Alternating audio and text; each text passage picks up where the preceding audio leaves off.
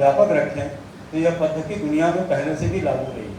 इसको और व्यापक बनाए जाने की जरूरत है। अब आपका जो ट्रेडिशनल विद्यार्थी है, ट्रेडिशनल मतलब अगर कोई आर्ट्स पढ़ने आया है, साइंस पढ़ने आया है, तो आप उसको जो जीई पढ़ाएंगे जनरली कलेक्टिव, पहले 2 सेमेस्टर में आप उसको 4-4 क्रेडिट का मतलब 8 क्रेडिट की जेनेरिक इलेक्टिव पढ़ाएंगे। साइंस का विद्यार्थी आर्ट्स का पढ़ेगा या कॉमर्स का पढ़ेगा, कॉमर्स वाला विद्यार्थी आर्ट्स या साइंस का पढ़ेगा, और अगर साइंस वाला है, आर्ट्स वाला है तो साइंस या कॉमर्स पढ़ेगा। तीसरा सेमेस्टर में वही जीई डीएसई बन जाता है। मतलब अगर वो विद्यार्थी चाहे तो जीई रख सकता है या वो डीएसई रख सकता है, दोनों 4-4 क्रेडिट के हैं। इसका मतलब अब आपकी शिक्षा इंटरडिसिप्लिनरी ना होके ये मल्टी डिसिप्लिनरी होने जा रही है। इसका मतलब कि साइंस का अगर कोई विद्यार्थी होगा और उसको बोलेंगे कि इंडियन पॉलिटी पे बात करना है, इंडियन कॉन्स्टिट्यूशन पे बात करना है, इंडियन हिस्ट्री पे बात करना है, वह इतिहास के विद्यार्थी के समकक्ष, क्योंकि उसने भी 4 क्रेडिट का पढ़ा हुआ है, ये भी 4 क्रेडिट का पढ़ा हुआ है, दोनों को सेम क्रेडिट का कोर्स दिया गया है। मतलब विज्ञान का, और उससे फायदा क्या होगा? साइंस के विद्यार्थी का कॉन्स्टिट्यूशन कमजोर होता है, जियोग्राफी कमजोर होता है, पॉलिटी कमजोर होता है। अगर साइंस के विद्यार्थी का ये मजबूत हो जाए तो उसको किसी भी कॉम्पिटिटिव एग्जाम में सेलेक्ट होने में बहुत सहूलियत होगी।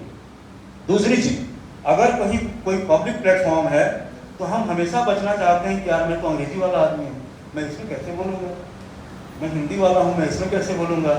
आने वाली आपकी 10 साल की जो पीढ़ी होगी, विज्ञान के विद्यार्थी को बुलाएंगे, वो कला के विषय पे कला के विद्यार्थी से बेहतर रूप से बोलेगा।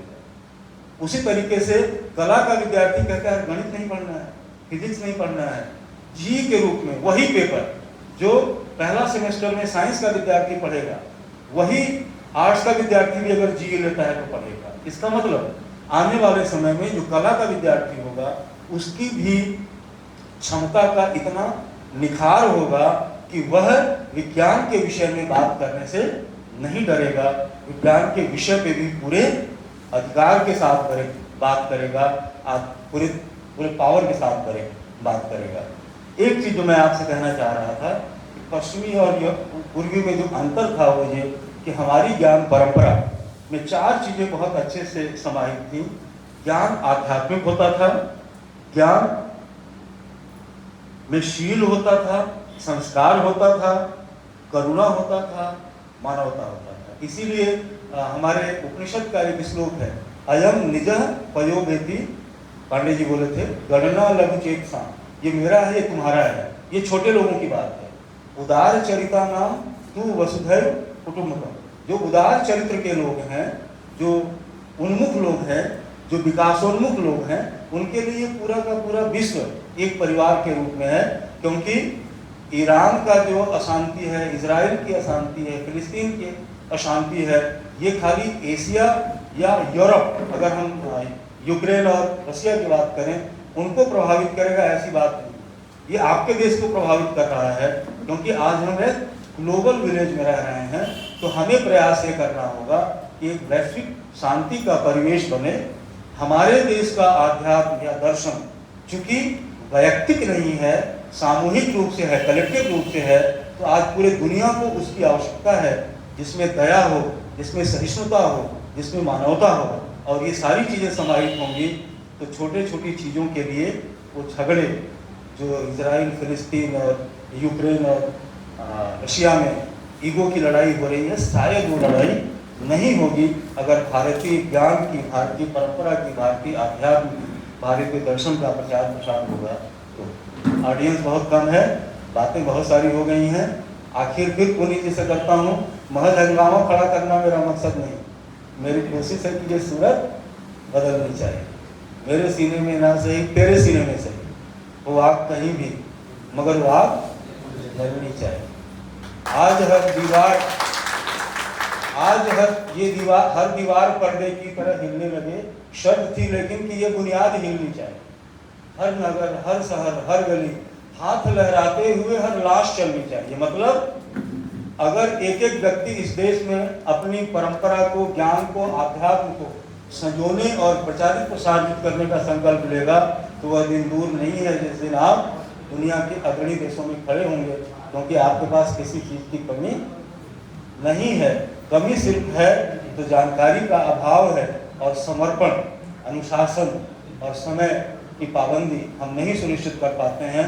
और हम वैयक्तिक जो कल्चर यूरोप का आया हुआ था, उसमें न्यूक्लियर सिस्टम में हम जी रहे हैं, अपने लिए जी रहे हैं, अपने परिवार के लिए जी रहे हैं, अपने बच्चे के लिए जी रहे हैं। जिस दिन हम पूरे समाज को अपना परिवार मानेंगे, पूरे राष्ट्र को अपना परिवार मानेंगे, पूरी दुनिया को अपना परिवार मानेंगे, उस दिन हमारे रास्ते में कोई बाधा नहीं होगा। तो फिर वही कि हंगामा खड़ा करना मकसद नहीं, कि सूरत बदलनी चाहिए। तो आपका विषय जो भी हो, आप उसको पढ़िए, जन जन तक प्रसारित करिए और प्रयास कीजिए कि आप और आपका राष्ट्र आपकी वजह से गौरवान्वित हो, और आप अपने राष्ट्र की वजह से गौरवान्वित हो। म्यूचुअल एक्सक्लूसिव होना चाहिए। तो know then thyself, presume not God to sky. अपने आप को जानिए, पहचानिए। हमेशा ईश्वर पे दोषारोपण करने की बात को छोड़िए, क्योंकि हम जीतते हैं तो कहते हैं मैंने किया, जब हारते हैं तो कहते हैं ईश्वर किया। उससे बाहर निकलिए, प्रयास कीजिए, निश्चित रूप से हम सफल होंगे। आयोजकों, खासकर नंद कुमार देवांगन जी, उनकी पूरी टीम, और हमारे विद्यार्थी हैं अगस्टीन, इस संस्था के प्राचार्य, यहाँ के सभी अध्यापकगण, बलरामपुर कॉलेज के प्राध्यापकगण और सभी शोधार्थी, और हमारे प्रदेश के, इस संभाग के, देश के जितने भी लोग हमारे साथ जुड़े हुए हैं, सभी को शुभकामनाएं। बहुत ही महत्वाकांक्षी ये विषय था और बहुत समकालीन था। इसकी नितांत आवश्यकता थी, जगह नहीं थी बोलने की, लेकिन मैंने आपसे कहा कि हार नहीं मानूंगा, रार नहीं ठानूंगा। ये अटल बिहारी जी की कविता है और बहुत दिल के करीब है, सबके करीब होगा। काल के कपाल पर लिखता मिटाता हूँ गीत। आप गीत नया गा लेंगे, बस आप में इच्छा शक्ति हो कि मुझे गाना है, तो आप गाने का जगह अपने लिए बना लेंगे। बहुत बहुत धन्यवाद।